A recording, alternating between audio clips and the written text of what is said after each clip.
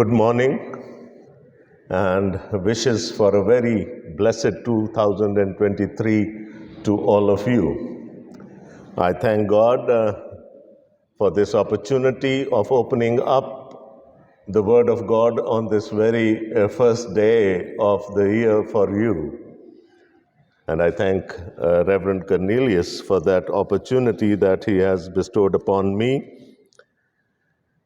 It is New Year. And the highlight of a New Year service for me is a hymn. We sing a hymn, and we will be doing it later in this service this morning as well. O God, our help in ages past, our hope for years to come. It is one of my favorite hymns, and it's so unfortunate that we have tagged it to the new year and we then do not sing it any other time during the year. But it's very meaningful. O God, our help in ages past, our hope for years to come. And if we reflect upon that hymn, it also gives us an opportunity, the new year gives us an opportunity to take account of the past year, or for all the years that the Lord has blessed us with, to take an audit of what God has done for us in the past. And by doing so, we can then, with hope and with confidence, look into the year that is about to start or which has already started. O God, our help in ages past, our hope for years to come. And when you audit yourself, you look at the good times that the Lord bestowed upon you, and also things that went wrong in our own estimation. But what did those things teach us? And what can we do with that teaching, with that learning in the year to come? And having said that, let's now go to our text. And I will be preaching from our Old Testament passage this morning, which was 1 Samuel chapter 7. Again, a great story of victory, a great story of God's help, something God had done for his people, the nation of Israel. And they could also turn back and say, "O God, our help in ages past." And through Samuel's action in verse 12, we can see that they really did that. Now, this is the time of the judges. Samuel was not only a prophet, a priest, but he was also the last judge of Israel. And it was during his time that the nation asked for a king, and then the Lord gave them their first king in the person of Saul. But now we see Samuel, he has taken over to be the judge of Israel. And since the day that the Israelites had re-entered into the Holy Land, they were at loggerheads with the Philistines. They were the natives, as they claimed, and as they claim till today, that this land belongs to us. And Israel for them were foreigners who had come from another land because they had lived in Egypt for more than 400 years. And since the day that Israel set foot in the Holy Land, there was a war going on between Philistines and Israel. And if we go through a couple of chapters before chapter 7, that is chapters 5 and 6, we would know that the Philistines had taken up the Ark of the Covenant. They snatched the Ark of the Covenant from the hands of the Israelites, and it remained with them for 7 months. Now, the Ark of the Covenant was not just another piece of furniture in the temple, in the tabernacle. It had a great significance for the Israelites. It was the sign of the presence of God. So, if the Ark of the Covenant went to the Philistines, it meant that the presence of the Lord had left them. But then the Lord intervened in that situation. He afflicted the Philistines, and the Philistines had to return the Ark of the Covenant to the Israelites. And that's how the chapter starts, chapter 7. Verse 1 says,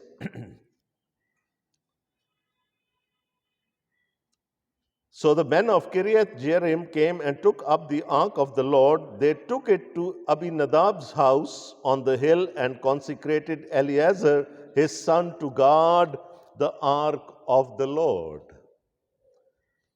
The ark of the Lord has come back. The ark of the covenant has come back to the Israelites. The presence of God has returned to them. But the ark should have been in Shiloh. Shiloh was the seat of the government. It was let's say, the capital at that time, because Jerusalem had not been built till then.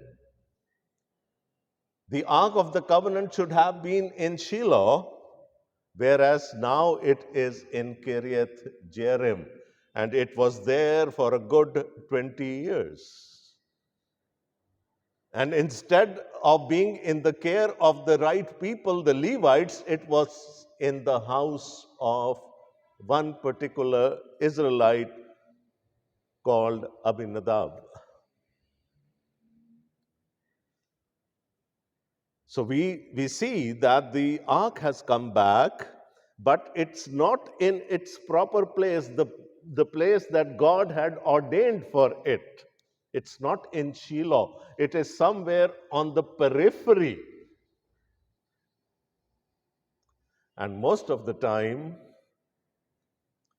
we, the believers, the Christians, think that God is at the center of our lives, and yet He is not. Somewhere down the line, when we are enjoying the blessings that flow out of His hands, we tend to push Him from the center of our lives, the place where He should be. So, when you audit yourself on the new year, it's good to see, are our bearings right? Is God in His proper place in our lives as an individual, as families, and as a church? Or has He deviated to some corner in our life? And it's good to take account of that in our lives. So, what happened was that it has come back, it's not in its proper place. And verse 2 says, It was a long time, 20 years in all, that the ark remained at Kiriath Jearim, and all the people of Israel mourned and sought after the Lord. You see, people were not happy, because God was not in their midst. He was not in the proper place. His seat was not in the proper place. And they lamented over that. They mourned at that fact that the Ark of the Covenant was not in its proper place. And Samuel said to the whole house of Israel, and before we go ahead, let me tell you, why wasn't it in Shiloh? It was not in Shiloh because when the Philistines took the Ark of the Covenant, they destroyed Shelah. And the story was repeated centuries after again when Nebuchadnezzar destroyed the temple and he took the ornaments of the temple along with him. So they could not take it there. And Samuel said to the whole house of Israel, if you are returning to the Lord with all your hearts and rid yourselves of the foreign gods and the Ashtoreths, and commit yourselves to the Lord and serve him only, and he will deliver you out of the hand of the Philistine. So the Israelites put away their Baals and Astores and served the Lord only. The nation was lamenting, and they sought after their leader, and the leader happened to be Samuel. And Samuel said, let's take account of the situation. Not only the Ark of the Covenant, the physical presence of God is not in its proper place. God does not enjoy his proper place in our lives either. We have started worshipping other gods. We have started going after Baals and Ashtoreths of this world. And how many times do we do that? You know the theology of Jesus plus. Well, Jesus is not enough. He's good, but he's not enough. You need something else to save you beside Jesus. Your deeds, your works are going to save you. You have to believe in other things apart from Jesus. And people very happily are following such theologies today. We have universalism and we have all the isms today that the people willingly follow, and God does not enjoy the central place in the church today. Just audit yourselves. Is he at the dead center of our lives, or have we relegated him to the periphery? So, Samuel did the right thing. He said, bring him back to the center.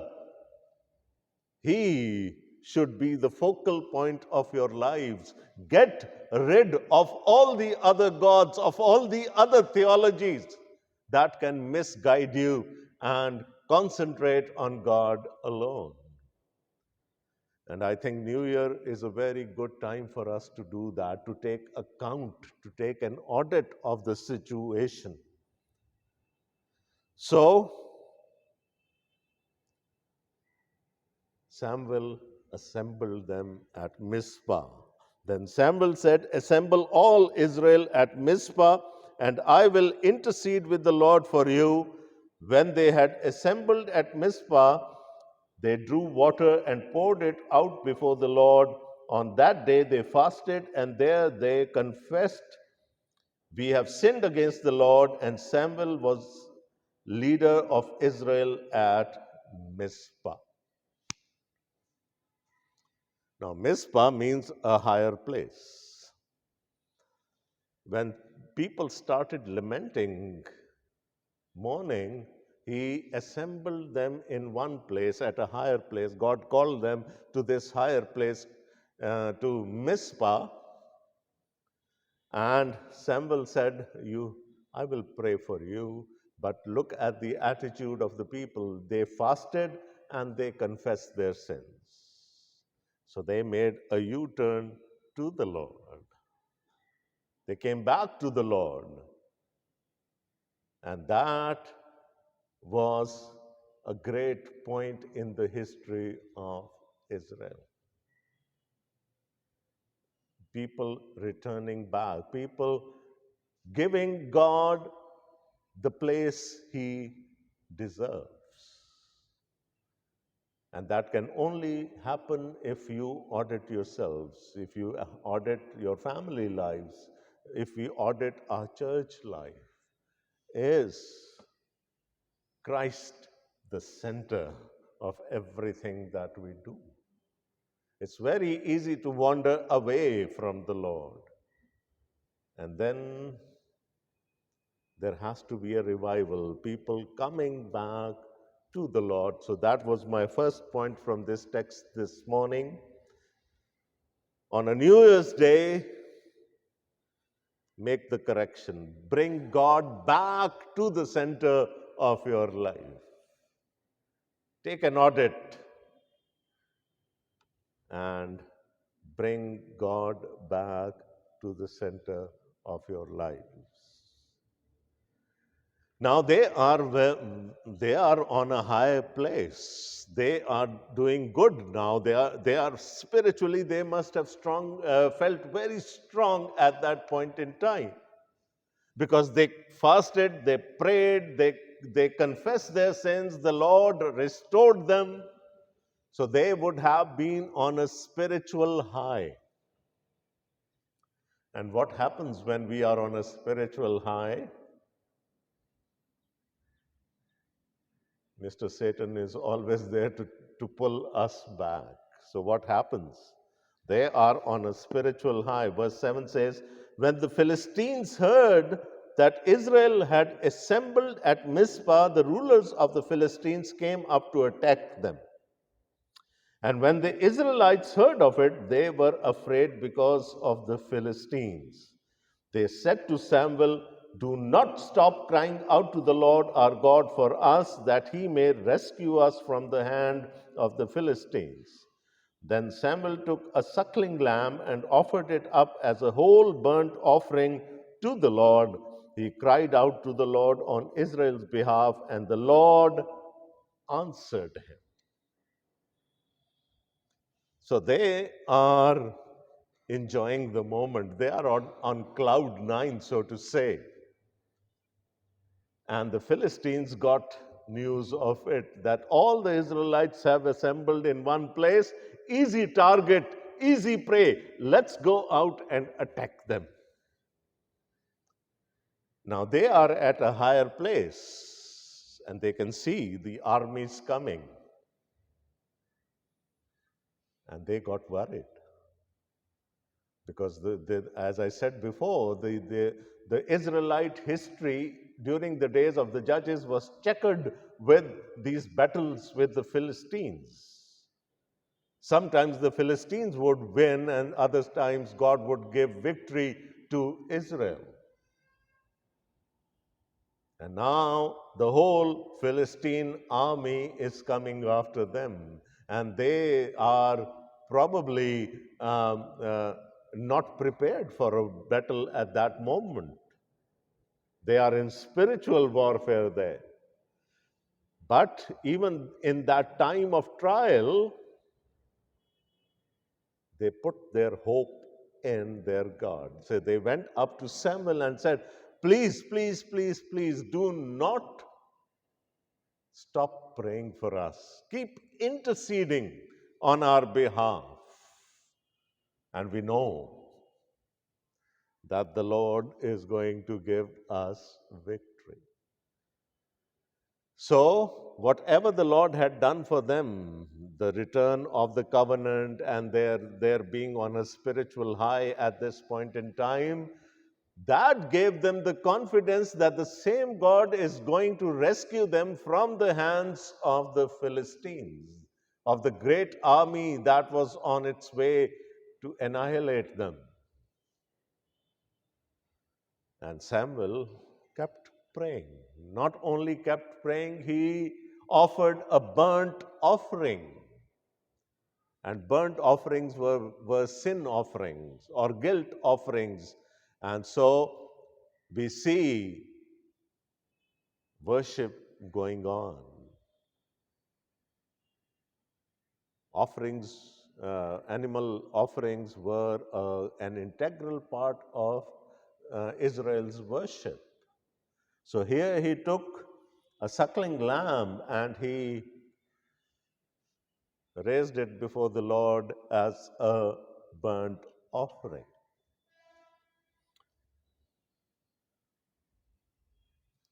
And now what happened? What happened? It says, the Lord answered him. Now, it doesn't go like that, that if you confess and you repent and you come to the Lord in the spirit of meekness and you pray to him, and he would say, oh, please come another time. It doesn't happen like that. He answers his people. He answers to the petitions, to the requests of his people. And that's what he did. And not only did he answer, he did something very, very practical. What happened in verse 10? While Samuel was sacrificing the burnt offering, the Philistines drew near to engage Israel in battle. But that day the Lord thundered with loud thunder against the Philistines and threw them into such a panic that they were routed before the Israelites. Remember crossing of the sea? Israelites didn't have to do anything. It was the Lord who fought on their behalf. It's the same story repeated here.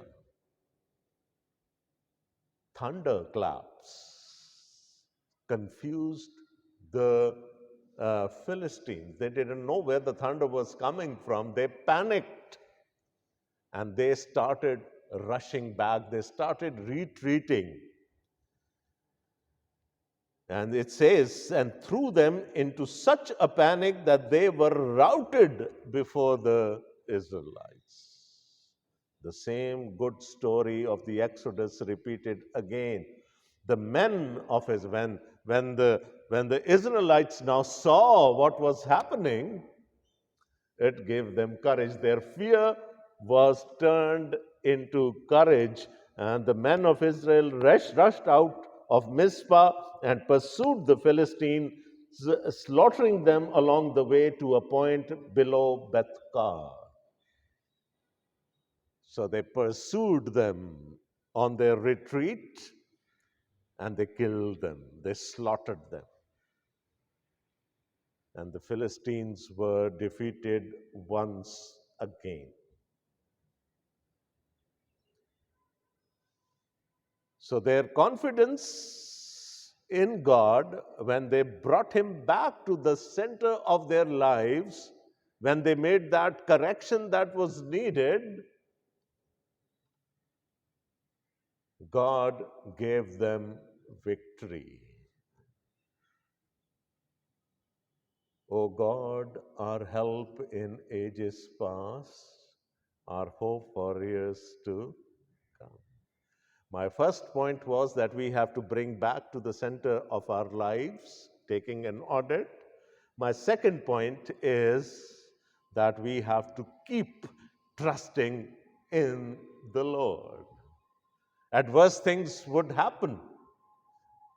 Bad things would happen. There will be tragedies.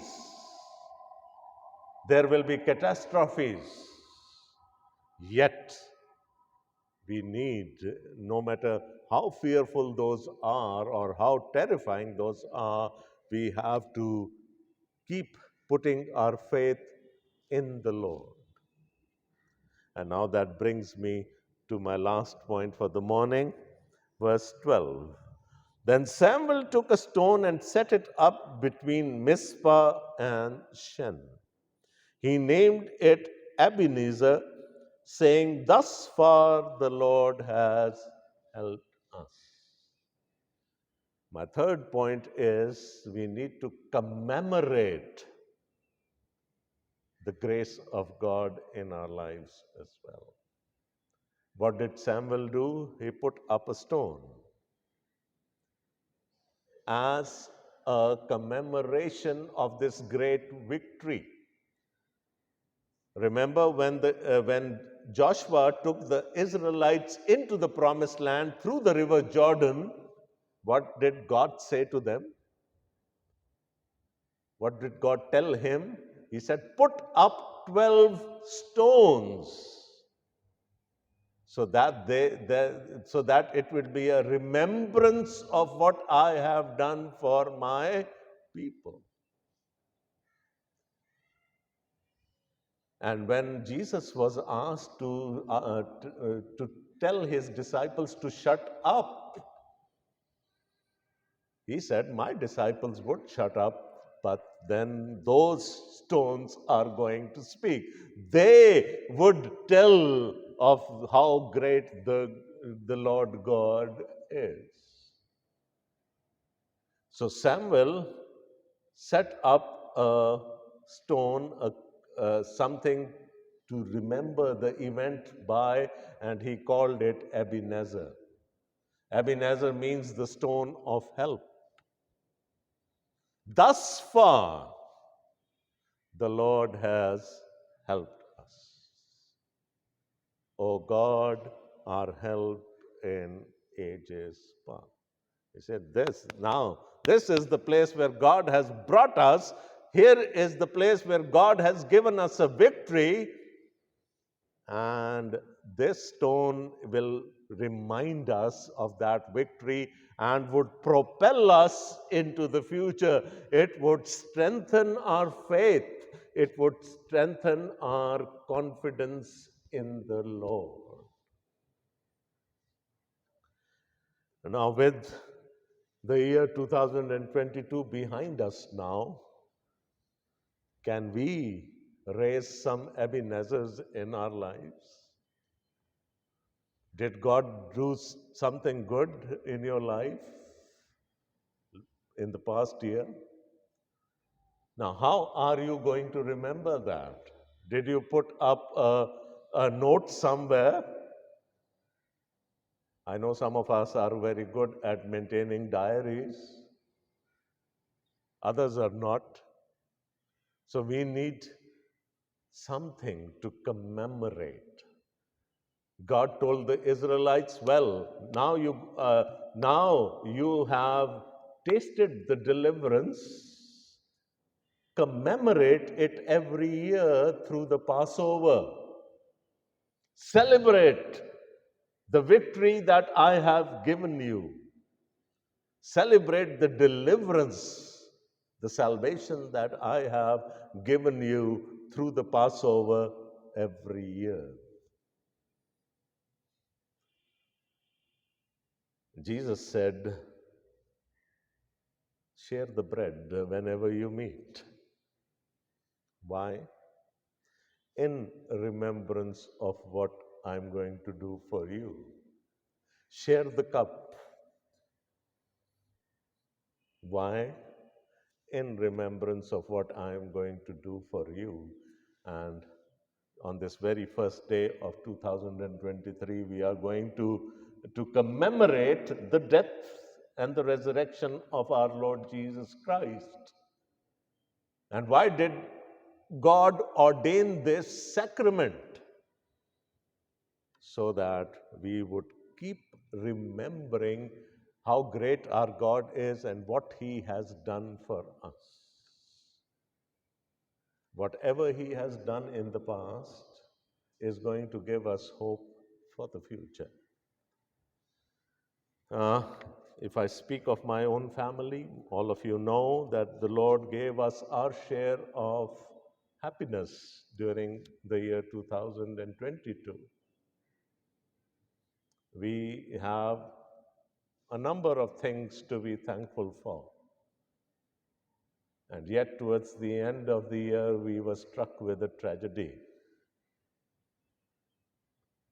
And on this very day, I can turn back and say, thank you, God, for whatever you did and for taking us out through those hard times. And standing on the first day of 2023, I can very confidently say that God is going to restore us. God is going to bless us even more in the year 2023, more than what He did for us in 2022. But then the Lord also requires us to take a spiritual audit to see if He is in the right place in our lives or not. God bless you abundantly today and throughout 23, and the blessing of His word be with you always. Amen.